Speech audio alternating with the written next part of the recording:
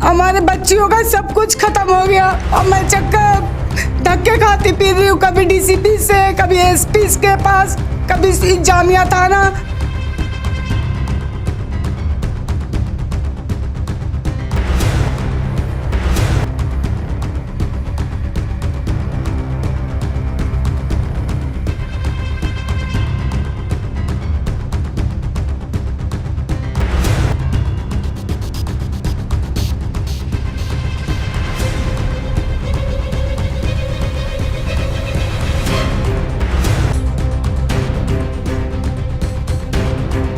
नमस्कार, दी कुंट आप देख रहे हैं आप और आपके साथ मैं हूं उस्मा खान। आपको बता दें कि बटला हाउस का ये जमुना के किनारे का इलाका है और यहाँ पर एक बहुत बड़ी वारदात को अंजाम दिया गया है। शाम के वक्त जब यहाँ पर 6 से 7 बजे का वक्त था तो घर से सब्ज़ी लेने के लिए जो यहाँ पर परिवार के सदस्य हैं वो बाहर गए, बाकी घर के और सदस्य घर पर नहीं थे। उस वक्त यहाँ एक बड़ी चोरी हुई है जिसमें बताया यह जा रहा है कि 11 लाख के आसपास की ये लूट है। तो हमारे साथ फ़िलहाल यहाँ घर की मालकिन हैं जो मौजूद हैं, जो खुद अपने मुँह से बताएंगी कि इनके साथ किस तरह से ये घटना पेश आई।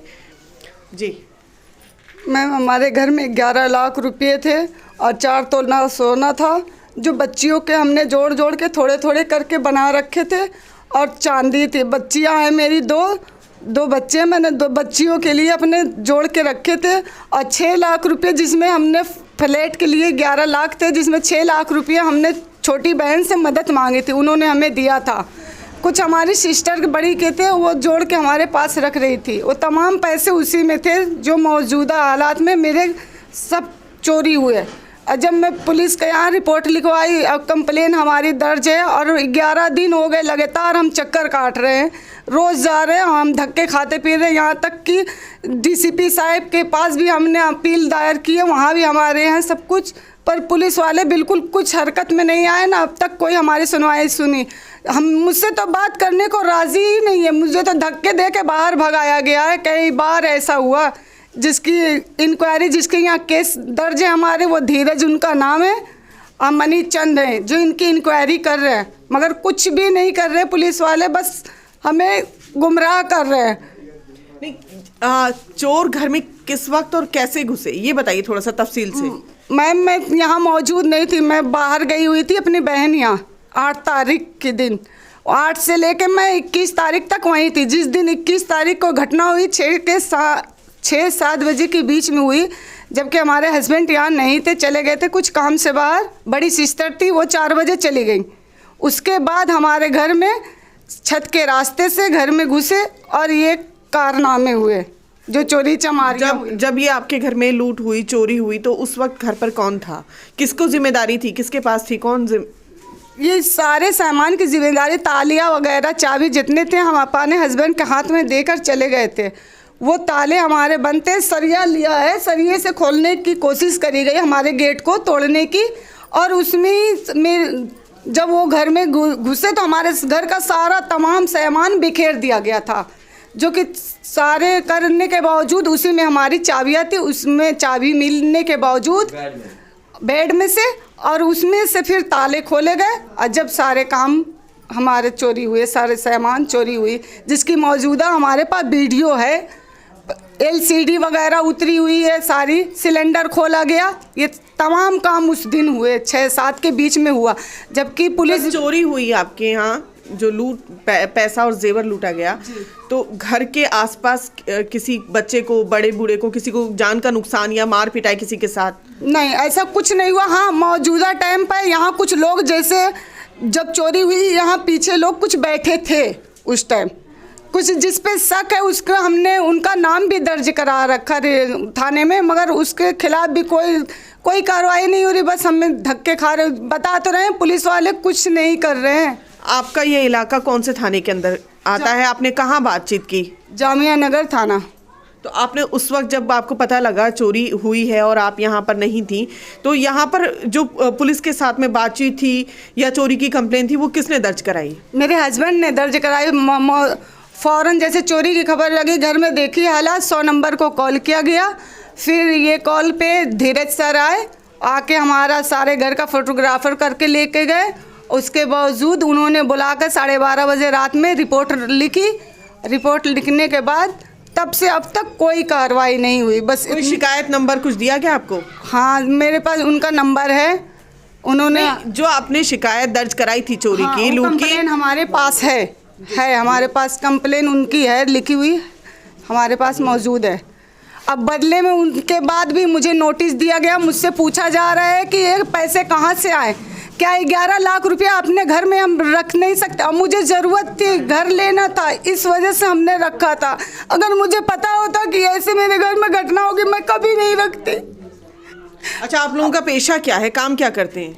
हमारे ये किसान है, ट्रैक्टर है, ट्रॉली है 2 हमारे, वो चलती है, उनके काम है। तो आप लोग कहाँ के रहने वाले हैं? हम हैं तो हम यहीं के, दिल्ली के, पर हमारे हस्बैंड यूपी से हैं, मगर यहीं रहते हैं। 15 साल हो गए इनके साथ यहाँ रहते हुए हमें। कितने बच्चे हैं घर में, कितने सदस्य हैं? हमारे 4 बच्चे, 2 लड़कियाँ 2 लड़के। तो आपको क्या लगता है, इसमें पुलिस प्रशासन आपकी मदद कर रहा है? मेरी प्रशासन मदद करता है मैम, तो मैं मीडिया से हेल्प क्यों मांगती? मैं क्यों विधायक जी के पास गई? उन्होंने मुझे कहा कि आप इससे काम करो, आपकी सुनेंगे, आपके लिए यही बेहतर होगा, क्योंकि हम बहुत गरीब और 2-2 पैसे जोड़ के रखे थे।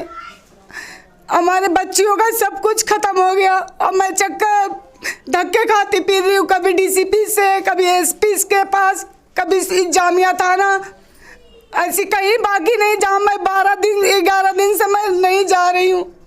उसके बावजूद मैंने आप लोगों की हेल्प मांगी। पुलिस वाले कहते क्या है आपसे? पुलिस वाले कहते तुमसे बात नहीं करनी, आप बाहर जाओ, तुमसे बात नहीं करनी। अभी लेडीज पुलिस को बुलाएंगे, धक्के 2 डंडे लगाएगी, ये करेंगी वो करेंगी, मुझे भगा देते हैं, इनको बुलाते हैं, फिर इनको ये वो बात करके घुमा कर फिर बाहर भेज देते। हमारे हस्बैंड बहुत सीधे, आप पता कर सकती इस मोहल्ले में। तो पूरी तरह से तफसील से इन्होंने ये बताया कि ये घटना किस तरह से इनके साथ में घटित हुई है। जिस वक्त ये लूट हुई, यहाँ पर ये मौजूद नहीं थी, रिश्तेदारों में अपने गई थी मिलने के लिए, और पैसा जो था, जेवर, इन्होंने अपने बच्चों की भविष्य के लिए, सुरक्षा के लिए इन्होंने रखा हुआ था कि बच्चे हैं उनकी शादी में काम आएगा। और साथ ही जो कैश 11 लाख रुपए है, उसमें से 6 लाख रुपए इन्होंने अपने रिश्तेदारों से, संबंधियों से एक और मकान खरीदने के लिए लिया था कि फ्लैट एक इन्हें ख़रीदना है। फरवरी में उसकी पेमेंट होनी थी, लेकिन सरकार और यहाँ की जो व्यवस्था है उस पर इन्हें विश्वास नहीं था। इसी के चलते इन्होंने बैंकों में कहीं जमा नहीं किया पैसा और अपने घर में ही उसे रखा था दबा करके। लेकिन इन्हें नहीं पता था कि जब ये यहाँ से बाहर जाएंगी तो घर में जो इनका पैसा है, जो इनका जेवर है, वो सुरक्षित नहीं रहेगा। इससे पहले इस तरह की वारदात इनके साथ कभी पेश नहीं आई है। लेकिन फ़िलहाल पुलिस प्रशासन से इन्होंने गुहार लगाई, उसकी सूचना दी, लेकिन पूरी तरह से शिकायत दर्ज तो की गई, लेकिन उसके बाद आगे कार्रवाई नहीं बढ़ी है। फ़िलहाल अभी मौके पर हम मौजूद हैं और आपको यहाँ दिखा रहे हैं कि किस तरह से यहाँ पर इस लूट की घटना को अंजाम दिया गया। बाहर अगर आप देखेंगे, ये घर का पिछला हिस्सा है जहाँ से चोर भागे हैं, जमुना के किनारे। और मुख्य रूप से जैसे इनका पेशा किसानी का है, तो बाहर अभी आप देख रहे हैं किसान आंदोलन है, तो इनके ट्रैक्टर ट्रॉली वगैरह भी यहाँ खड़े हैं। उत्तर प्रदेश के ये रहने वाले हैं, लेकिन पिछले 15 साल से यहाँ रहते हैं। मकान इन्होंने बनाया है, ऊपर वेंटिलेशन के लिए एक ओपनिंग छोड़ी है, जिसमें से जो चोर हैं वो एंटर हुए थे घर में। दोनों तरफ से दरवाजे बंद थे, जो फ्रंट डोर है वो लॉक, ताला बंद था उसमें, और बैक डोर अंदर से बंद किया गया था। दोनों कमरों में बेड के अंदर इन्होंने पैसा और चाबी रखा था, जिसकी तलाशी लेने के बाद लूट को अंजाम दिया और पिछले दरवाजे से चोर फरार हो गए।